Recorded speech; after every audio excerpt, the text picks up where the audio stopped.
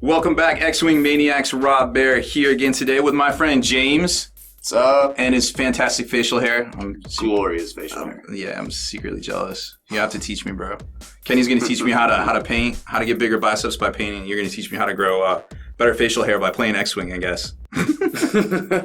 Totally going to work. Anyways, so we're coming to you live with another battle report from the Beats Laboratory. We got the cats on lock. Keep an eye on everything here. Spiky bits. Make sure you stay in the trenches by becoming a supporter over on Patreon and also scoring yourself some free miniature swag in the process. Subscribe to this YouTube channel. Check out our site, spikybits.com, for all the hot hobby tutorials, news, rumors on all your favorite hobby topics. And head on over to thelongwar.net. That's the home of the battle reports for exclusive content, early access videos, and more. Become a veteran of the Long War today.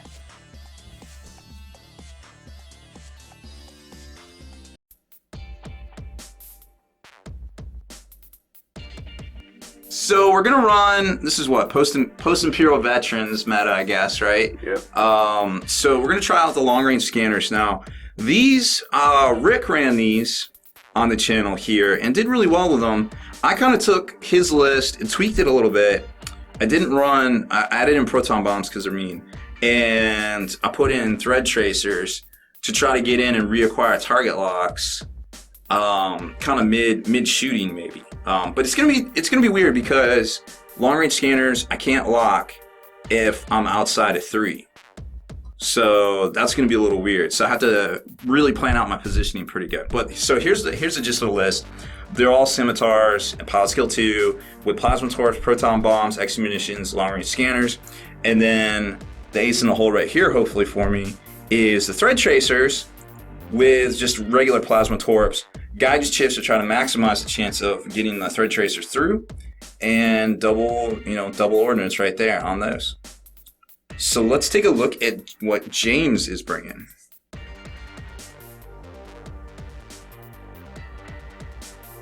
And here's looks like Imperial versus Imperial. So what are you rocking here? This isn't Boba Fett.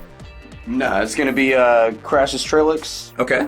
And when attacking with a secondary weapon, you may reroll one attack die. He's got tractor beams, prockets, rebel captive, guidance chips, extra munitions, and the slave 1 title, so I can get that extra munitions. So keep you out of range 1. Got it. Pretty much. And then I'm coming up right behind him, well, actually in front of him, with Oiken. And after executing a maneuver, each enemy ship you are touching suffers 1 damage. So, of course, I'm trying to get in close, get in quick. Hopefully, get rid of those long-range scanners.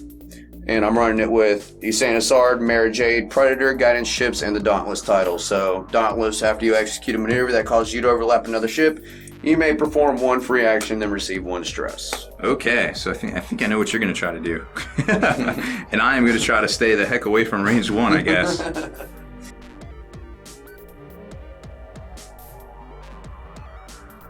So we're back. This is turn 0, and I've kind of set up over here, kind of at an angle, trying to sweep up into jousting range, and James has kind of done the same thing, kind of setting his angles of attack up to kind of miss the debris field too, I feel like. So we'll be back with turn 1, aka the butt sniffing phase.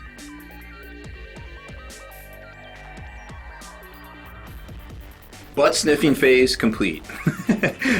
Not a lot going on here for turn 1 as to be expected. I like to move let me tell you about my ships. I like to move them up 1 forward and then do barrel rolls to try to, it's basically breaking in space. That's what it is, I swear.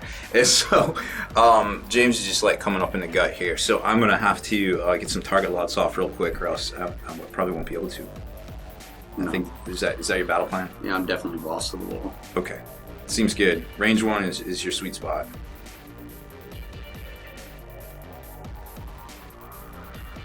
Turn 2 is up, and well, he wasn't lying. He got up in my face. Launched some torpedoes here, and did how much damage did I do to the Decimator? You did 3 damage. So it knocked down what, 4 shields? 4 shields and 3 damage, 7 total. 7 total. Not bad with 2 plasma torps. So I got that off, and then I reacquired the target lock with everybody with thread tracers. because I was actually at range 3. So I timed it pretty good for the spacing there, but now I know he's going to come up in my grills.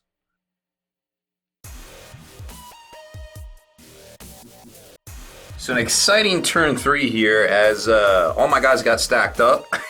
trying to do some 3 turns up in here and kind of straighten out and get ready for that bombing run. But James got me good with Boba, kind of taking advantage of my traffic jam here. And then you tractor beamed him onto the rocks. So I got... Oh yeah, debris there. So I got a stress out of that, but fortunately it was still an arc, and he shot a plasma across from downtown. And did 3 damage to the Desi. Yeah, so the build's kind of, I'm digging it. Like, it's coming through with thread tracers and guidance chips.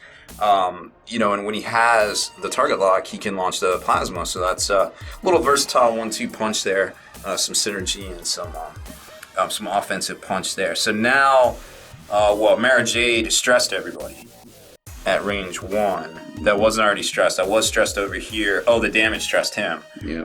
The face up got thruster failure. So not gonna do any K turns this turn. I don't feel like, but you got one. Yeah, imagine we'll see something.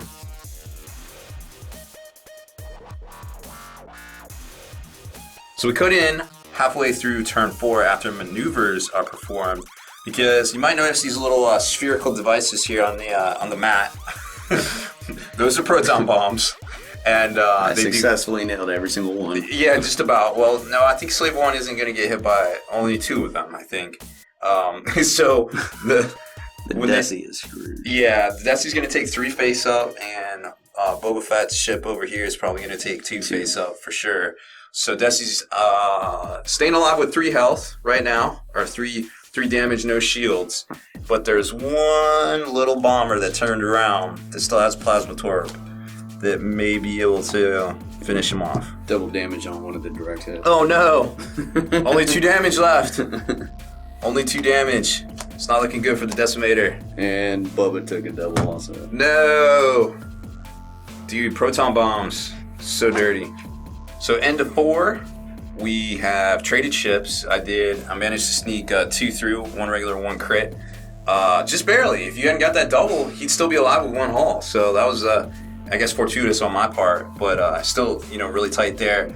And Orkin took out the targeting TIE bomber right there that we've been talking about. So got a little too close and got ripped apart between the tractor beam and 4 at range 1. It's never any good.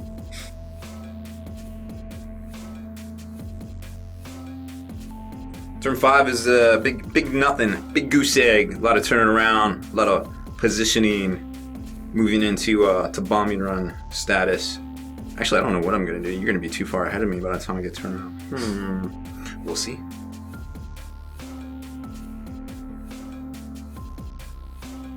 Turn 6. More excitement. Nope, not really. just need a K turn right here to try to get in better positioning. But he cut in on me, so it looks like we're gonna joust up. We're still outside of range 3, so I was able to target lock or at or outside with the long range scanners, and did the 5K over here. So now it's gonna be all about positioning. This turn is gonna be pretty crucial. Try to get that last plasma torp volley off.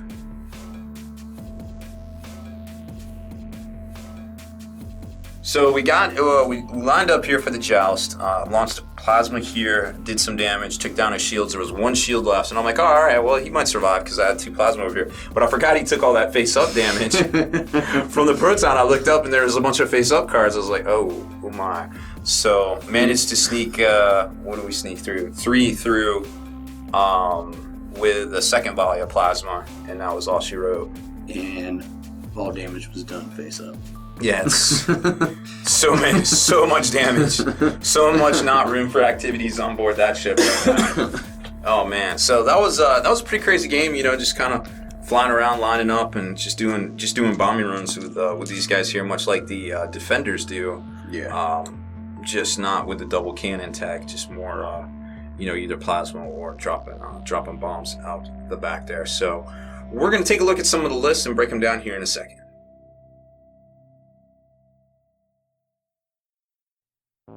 So you're kind of saying you're going to change some things up in your list here. So what are you feeling?